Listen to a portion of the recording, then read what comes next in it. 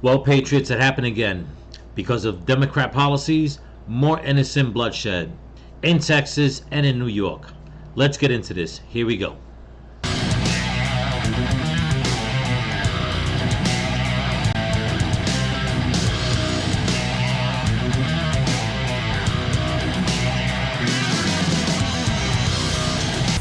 Romel Burke was handcuffed with his hand behind his back, holding a blue face mask and smiling as he walked up to the judge, his defense lawyer requesting medical and psychiatric care. Romel Burke stood in front of a judge Saturday, smiling as he faced second-degree murder charges for allegedly shoving 76-year-old retired teacher Ross Falzone down the stairs at the 18th Street station. Prosecutors say it was an unprovoked attack. Burke was arrested Friday, a day after they allege the 32-year-old walked behind Falzone as he approached the train station. At no point was there an interaction between the two men.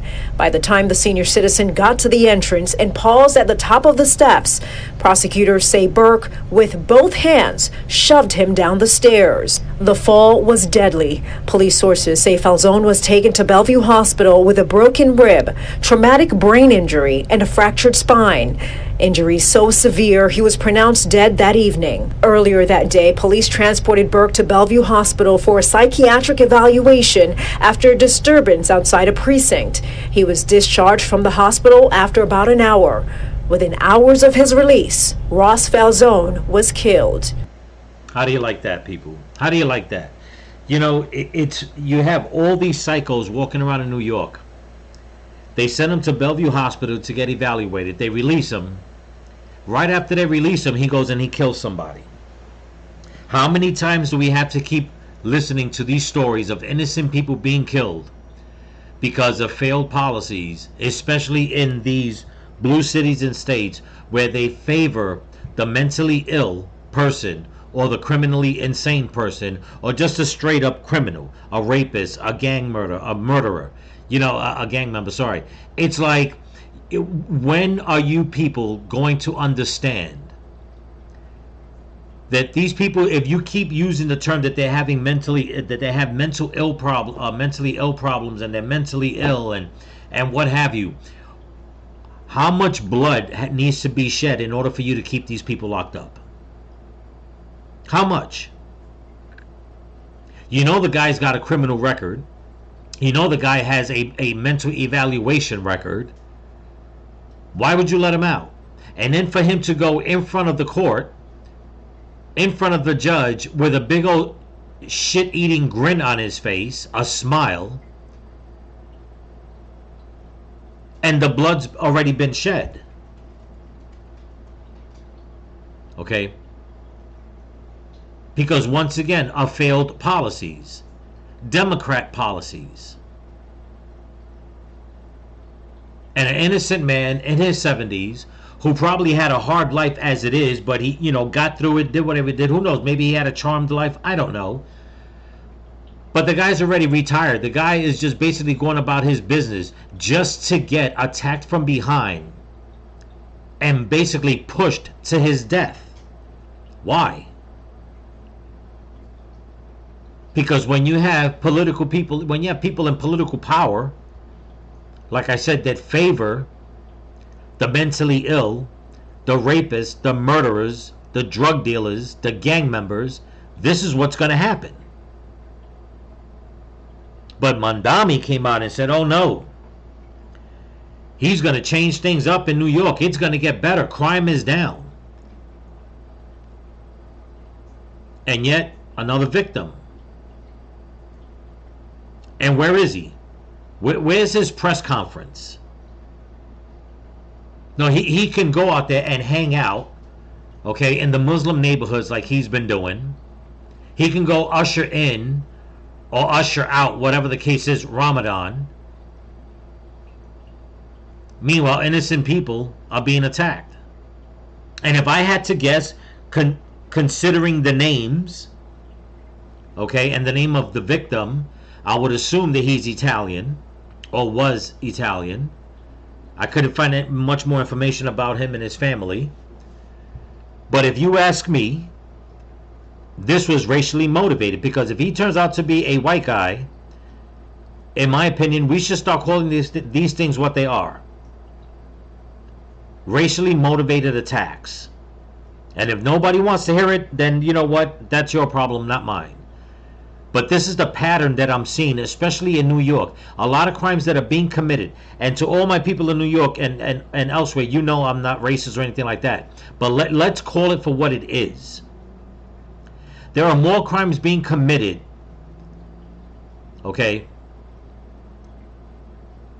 against innocent people, and most of them just happen to be white. And it's like all the suspects, if it's not a black guy, it's a Muslim person, or it's a Puerto Rican person. It's like, or I should say Hispanic, that could be anything, Puerto Rican, Honduran, whatever the case is. But a lot of these things, people are saying they're just random attacks. They seem more like racially random attacks, in my opinion. Okay? I mean, this is just sickening. But yet, Mamdani wants to walk around talking about the city is safe, and we have to worry about the minorities and the marginalized people. So when it comes to the victims, what are they? Are they minorities, or are they marginalized? Or are they both? Mayor Mamdani directed New York City Health and Hospitals to conduct an immediate investigation and full internal review into Burke's evaluation and discharge at Bellevue Hospital, and a broader review of the psychiatric process across all public hospitals. The mayor is also asking the State Department of Health to determine if Bellevue followed existing protocols and to identify if there are any gaps in the system. In a response, Bellevue Hospital said, "We welcome this review and we expect that it will find our care was appropriate." On Saturday, the judge determined Ramel Burke is a flight risk due to 4 open cases that include assault on an officer, burglary, and criminal mischief. He has been remanded and will remain in jail. His next court date is set for May 14th. Of course, they want to review it, but yet, what is there to review? If he's got 4 open cases against him, one of them is assault against a cop, there should be no review. The review should have been that after he committed his first crime or second crime, or he committed the crime against a cop, his ass should have been kept locked up. But you didn't. The review should be amongst yourselves. And it shouldn't take a rocket scientist to figure it out and come out and say, well, where did we fail? You failed from the beginning. From A to Z, you failed. You let out somebody with a criminal record again. And once again, like I've been saying in my videos, the innocent blood was shed. The blood sacrifice happened again. Your overlord is pleased because you're doing his bidding. Let's get to the next video. Here we go. This next story is coming out of Long Island. Listen to the details in this story, and you tell me that there is not a problem with Democrat policies. Okay, I mean, it's just insane already, people. It really is. But before we continue, if you like the content, if you like my channel, don't forget to subscribe, give it a thumbs up, hit the hype button, leave comments. That really helps with the algorithm. Also, you can catch my video shorts on TikTok also that I've been putting out. Let's check this story out. Here we go. New details coming in tonight on the stabbing deaths of 2 women on the south shore of Long Island. The crime scene spanning from Island Park to Valley Stream before police say the suspect turned himself in. Fox 5's Duarte Giordino is in Nassau County with the latest. Police are telling me that one of the victims was a 42-year-old woman who was a mother of 2 young children. And according to the owner of this Wendy's, she worked with the suspect for about a year. Roni Alvarenga Rivera is charged with 1 count of murder in the first degree and 2 counts of murder in the second degree. Investigators say the attacks happened hours apart at 2 different locations, but they followed a similar pattern. Okay, now I don't understand how he can kill 2 women in 2 separate incidents, and he only gets 1 count of first-degree murder and 1 count of second-degree murder. Make that make sense, people. See, this is one of the problems, okay, with blue state policies, with sanctuary state policies, with Democrat liberal policies. If the man went to 2 separate areas and killed 2 separate people, should that not be premeditated? And this is the reason why I say it's premeditated. Okay, which you're going to see in this. Supposedly, the women didn't know each other, but he knew both of them. Okay, so tell me how you cannot look at the situation and say, well, wait a minute, this man, if he had a beef with one of the women, even though it doesn't justify him killing her or whatever the case is, you can say it was an act of a lover's quarrel or something like that. Either way, it's disgusting, but you can pinpoint you can basically put a story on it. But he goes and he kills two separate women that had no idea who each other was, and you're going to give one charge of first-degree murder and the next one second degree. Why can't they both be first degree? Why can't they both be premeditated murder, which makes it to basically make it a capital murder? It's insane. Pattern. Both females were killed by multiple stab wounds to the neck and torso. By the time officers got to this Wendy's on Austin Boulevard in Island Park in the early morning hours of Friday, the 42-year-old victim was already dead. They observed a young lady laying on the ground with blood. As investigators were investigating that scene, they got a call about a man asking for police at a Lynbrook convenience store. And that individual said he had killed somebody that night. Homicide detectives responded to that scene. They observed an individual in the likeness of the photo that they had from the scene of the murder. A short conversation ensued and an arrest was made. During that time, that same time, information was received that this individual may be responsible for a second murder. Police say that led them to a second crime scene inside this Valley Stream home on West Mineola Avenue. Investigators confirmed the suspect lived in this house with multiple people. He was renting a room. They don't tell us what actually led up to the attack, but they do confirm on Thursday night the suspect became enraged and picked up a knife. I'll sum it up in one word: anger. Police say the two victims do not appear connected. Okay, I'll sum it up in one word. Now, the word anger, that fits in, but this is what I'm thinking. Okay, he lived somewhere with multiple people, but he just basically targeted one. Okay, then he went to his job and targeted another one. This is what I think happened. Okay, I think he was making advances to both women. They both rejected him. He couldn't deal with it, and he decided to kill both of them. That's one scenario. Second scenario, somewhere along the same lines, but instead of them rejecting him, he basically was harassing both of them. They didn't like it, and they both said they were going to say something, that he needs to back off, and he decided to just say, you know what? I'm going to kill you both. Okay? So yeah, you sum it up in one word, anger, but what's the context behind all that? A guy just doesn't get up. A guy, a woman, a normal person just doesn't decide one day, I'm gonna go stab somebody in the neck, in the head, in the chest, in the back, you know, just for the hell of it, and on top of that, I'm gonna go and do it twice. This is not a one-off.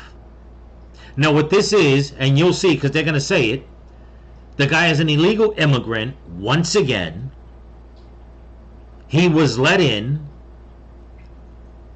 and nobody knows his background. Once again, failed Democrat policies. Other than both knowing the suspect, investigators say Alvarenga Rivera is from El Salvador and is not a U.S. citizen. They also say he has no prior arrest history. Yeah. Once again, police tell... Yeah, no prior arrest history. It doesn't mean he doesn't have... He hasn't done something like this in the past. People don't get up and do these one-offs. This is not normal. I am so sick and tired of the news just trying to gloss over it a little bit, saying, well, you know what? He doesn't have an arrest history. Yeah, we're here in the U.S.? Because we all know that, you know, blue state policies and all these Democrats and liberals in Capitol Hill, they keep saying that they cannot get any information. They can get no cooperation from where these people come from their countries. They can't get their records or nothing like that. which is one of the reasons why we couldn't have an open border, because we couldn't vet these people the right way. So now you're going to say, well, he has no prior arrest history. Or is it that he got caught and he knew that there was no way he was going to get away with this? That's why he gave himself up. But in my opinion, this is not a one-off. He's either done this before or something similar to this before back home, or maybe even here in the U.S., and just never got caught. Telling us that Alvarenga worked at this Wendy's and admitted to at least one of those killings in Island Park, Long Island. Duarte Geraldino, Fox 5 News. Yeah, he admitted to at least one. Which one? Was it the one at Wendy's or the one where he lived at? Because if they're not arresting anyone else in the place where he lived at, where they found the other dead girl, that makes him what? The number one suspect. Okay? As far as what happened in Wendy's, I'm sure they know it was him, because if anybody knows, all these fast food places have cameras inside and outside. So to come on and say that he admitted to one, really? It's unbelievable, people. It truly is. And yet you have Kathy Holcomb and Mayor Mom Dummy talking about that they're going to fight Tom Homan all the way so he cannot send in ICE into New York and pick anybody up, because everybody's a New Yorker, everybody's a citizen, everybody needs to be protected. Well, you have 2 dead women, 2 more victims, okay, killed at the hands of an illegal immigrant. Maybe had they basically gave him up and deported him, this would have never happened. But no, you can't have that. You got to have that extra vote. You got to have that extra taxpayer money coming in to support them. And you got to have that money for all those psychos, all those lunatics that are running around, homegrown lunatics in America, shedding more innocent blood for your overlords. We're going to get to the story in Texas. I hope you guys have a stomach for this, a strong stomach for this. Here we go. We're learning more about the 2 men accused of opening fire on a car and hitting a pregnant woman inside. Today, Fox 4 obtained new court documents about the arrests. Fox 4's David Sentendry in now with more. David. Yeah, the woman's baby died following an emergency C-section, upgrading charges to capital murder. You know, you have to go in the house early now over here because people just started getting shot. Yeah. It's terrible. 2 young men charged with capital murder. Dallas police say they shot at an SUV carrying several passengers in the Pleasant Grove neighborhood overnight Sunday. A female passenger, 22 weeks pregnant, was shot and lost her baby boy. I heard a lady say, "Oh," she was screaming. And I was like, what is going on? Jennifer Lacey lives in an apartment complex across the street from Skyline High School, where first responders found the woman after the SUV pulled over. I'm like, oh God, someone else is shot. According to an arrest warrant affidavit, the suspects, 17-year-old Jeremy Zapata Alman and 20-year-old Keener Calero Hiron, had an argument with a young man at a nearby 7-Eleven. The young man drove off, but the suspects followed him and shot into his SUV. He and his juvenile sister in the vehicle were not injured, but another passenger, a pregnant young woman, was shot through her pelvis. Her unborn baby boy was struck and died after an emergency C-section. These kids are being misguided, to me, and that's just my opinion, you know. Police located the suspects 6 hours later. They led police on a chase before crashing out. Police believe both fired weapons at the SUV. They found a handgun and cocaine on Calero Hiron and ecstasy in his vehicle. It's not like how it used to be, I know, when I was growing up. Video Fox 4 recorded on scene shows the victim's vehicle with the back windshield shot out, as well as a back right window and rear tire. The woman who lost her baby was in the front passenger seat. She's recovering in a hospital, dealing with the loss of her baby. She didn't have nothing to do with it. Why did they do that? Innocent bystanders, it's crazy. I'll tell you why they did it, because they don't care. Okay, it's all about living that life. But there's more to this story that they didn't mention. Here we go. The grandmother of the 17-year-old who lost her baby after being shot says her granddaughter is now struggling to walk. Hello, everybody. I'm Heather Hayes. And I'm Steve Eager. It's 9 o'clock. The shooting happened in Pleasant Grove, May 3rd. Police say there was some kind of argument, and two young men shot at a vehicle that was driving away. Those bullets hit a 17-year-old pregnant girl. She lost her baby after an emergency C-section. The two suspects now facing capital murder charges, and Fox 4's David Centenry spoke to the victim's grandmother today. David?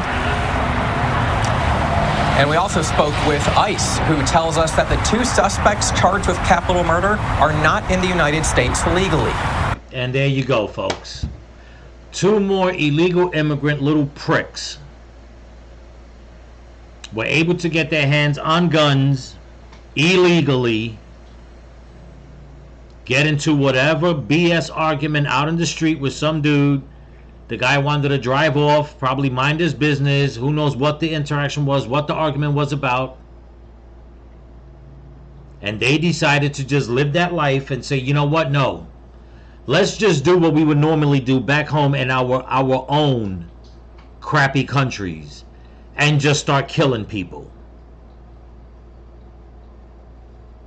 And now the blood of an unborn baby has been shed. He was very happy. He was very, very happy. Cynthia Trevino's 17-year-old granddaughter was 22 weeks pregnant. It was a blessing for us, and they took it away from us. Pregnant until she was shot in her pelvis. Her baby subsequently struck in his hand while inside her womb as they rode in her boyfriend's vehicle in Pleasant Grove on May 3rd. I'm very angry. According to an arrest warrant affidavit, the suspects, 17-year-old Jeremy Zapata Elman and 20-year-old Keener Calero Hiron, had an argument with the girl's boyfriend at a 7-Eleven. The boyfriend drove off, but the suspects followed him and shot into his SUV. He and his juvenile sister in the vehicle were not injured, but Trevino's granddaughter was shot through her pelvis. She survived, but her baby boy, shot in the womb, died after an emergency C-section. Why in the world they have guns? The suspects led police on a chase before crashing out. Police found a handgun, cocaine, and ecstasy. Fox 4 has learned that ICE has placed immigration detainers on the two suspects who illegally entered the United States. Calero Hiron, a citizen of Nicaragua, was encountered by U.S. Border Patrol in the Rio Grande Valley in December 2022 after unlawfully entering the U.S. from Mexico. Zapata Elman is a citizen of Honduras, but ICE did not provide additional details about his case. They're gonna live with that for the rest of their life. And you know what? I hate to say it this way, and they're not gonna care. They're not gonna care. The way these guys live their lives in their country, to them, like, this is not a one-off. Let's not put this like, oh, they're gonna feel some kind of guilt and remorse.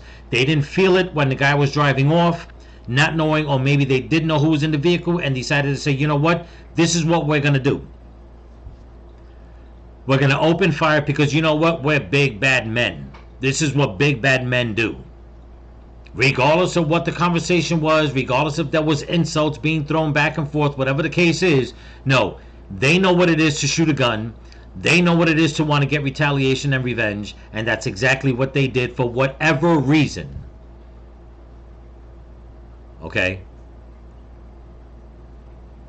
What a lot of people are not understanding, and I know everybody's going to say, well, there you go. You're going to go and label all these people the same. No, I'm not trying to label everybody the same. I'm not trying to label everybody in Nicaragua the same, or Mexico, El Salvador, or Honduras. No. What I'm saying is that if people would stop and listen and pay attention to people that are coming from those countries when they're saying, I can't live in my country anymore. It's too dangerous. There are too many gang members. There are too many drug dealers. There are too many drug cartels. Too many innocent people are being killed. That's the part all you liberals, all you leftists, all you Democrats are not listening to. Why? Because you don't care to listen to that. So when you leave the border wide open, just like President Trump said before, and he was right again, who do you think is coming in all those caravans of people? those same rapists, those same murderers, those same gang members, drug dealers. Okay? And what they wind up doing, they wind up hiding out, if not in their own communities, bringing that fear back into those communities. But now it's here in America. And then on top of that, to put the cherry on top, all you leftists and liberals want to protect them and fight ICE to not go look for them or even get them out. Innocent blood will be shed. And once again, a baby. This time the baby didn't even make it out the mother's womb. God rest his soul.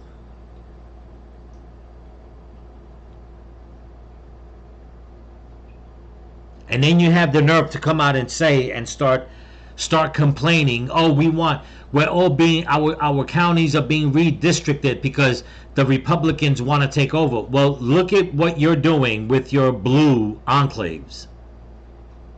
Correct me if I'm wrong. Leave it in the comments. Isn't Dallas basically run by the Democrats? I believe the answer to that is yes. New York, run by the Democrats. Yes. California, the same thing. Chicago, the same thing. It goes on and on and on. Look at Seattle with their new governor. Or mayor, I should say. Mayor and governor, actually. But the new mayor of Seattle. Look at what's going on in Virginia. They want to cry to everybody, oh, that it's racism because the Republicans wind up redistricting and it's not fair to us, but you had a 6-5 majority and you decided to change it to gerrymander and make it a 10-1 Democrat majority. But look at all the crime that's going on in Virginia. Look who's committing all the crimes. Yeah, you guessed it, the same suspects.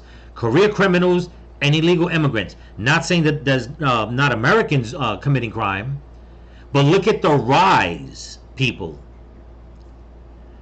Look at the rise of crime going up that's being perpetrated by repeat offenders and illegal immigrants.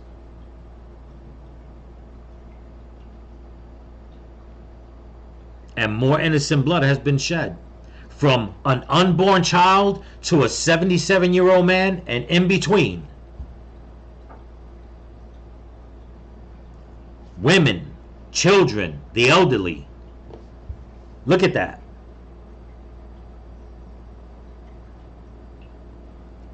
And if it ain't because somebody from another country is doing it because of the life that they're living, it's somebody doing it in America because they're basically just, in my opinion, they are racially motivated. There, I said it. I don't care. It's what I see. And like I said, all my subscribers, all you people know from this channel, from this family, you know I am not racist, but let's call it for what it is. And many of you, if not all of you, have always agreed with me. There is an epidemic that the left has unleashed in this country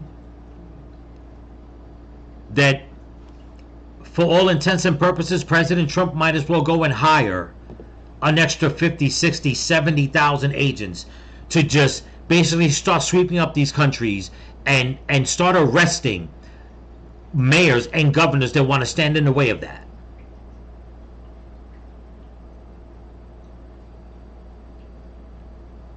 Because the mayors and the governors to these cities and states, especially the blue run ones, they don't care. Look at the chaos in Tennessee because they redistricted. And yet they want to say it's a racial thing. Oh, they're doing this because they're white racists and this and that, and they're trying to hold the black people down. But you've had a stronghold. All you black politicians and all you Latino politicians or minority, whatever you want to call yourself, politicians, have had a stronghold, and it has not gotten any better. It is time for the children to go to bed and the grown-ups to stay up and clean the mess up. Plain and simple. I am so sick and tired. I mean, these are just 3 stories that I put out tonight. But there was at least 5 more coming out of New York alone. Not to mention Chicago. I didn't cover that. It's insane. There's even a story coming out in Florida, but here's the difference. In Florida, at some children family or children parent gathering that they had, supposed to be outdoors, a peaceful venue, what happened? Or what happened that they thought was going to happen? All of a sudden, hundreds of teens, another teen takeover, wanted to come over. What did they start doing? Starting fights, beating people up, just started getting rowdy. And this happened in Orlando. What did Florida do? They send in the boys and they shut that shit down. And when I mean shut it down, I couldn't show the video because a lot of these kids were 12, 13 years old. These cops were basically slamming these kids to the ground, chokeholds and all, elbow to the back of the head, knees to and they shut it down. Why? Because there is no room in Florida to come out with your little liberal policies. You can't touch them, they're children. No. Had they stayed home or were hanging out with their friends having a good time, they're children. Once they decided to go and start physically assaulting people, that you might as well throw that baby out with the bathwater. That's gone. Okay? They became criminals who premeditated to do something. And that's how it's got to be handled, people. That way, and the way when it comes to illegal immigrants and it comes to all these politicians that want to stand in the way, I'm not saying get physical with them or hurt anybody. What I'm saying is you need to shut it down. You need to put an end to all this chaos. And damn the politics coming from the left, because they don't have politics, they don't have policies. What they have, in my opinion, is a demonic, bloodthirsty agenda to please their overlords while they line their pockets. That's the way I see it. But anyway, that's what I got for you. Don't forget to comment, like, share, subscribe, pass the channel around. And if you can help support the channel, there's a link in my description to my Cash App and my merch store. So remember, people, stay vigilant, keep praying for each other, keep praying for the women and the children, pray for this country, pray for your enemies, pray for President Trump, and don't forget to pray for all the missing children. Peace.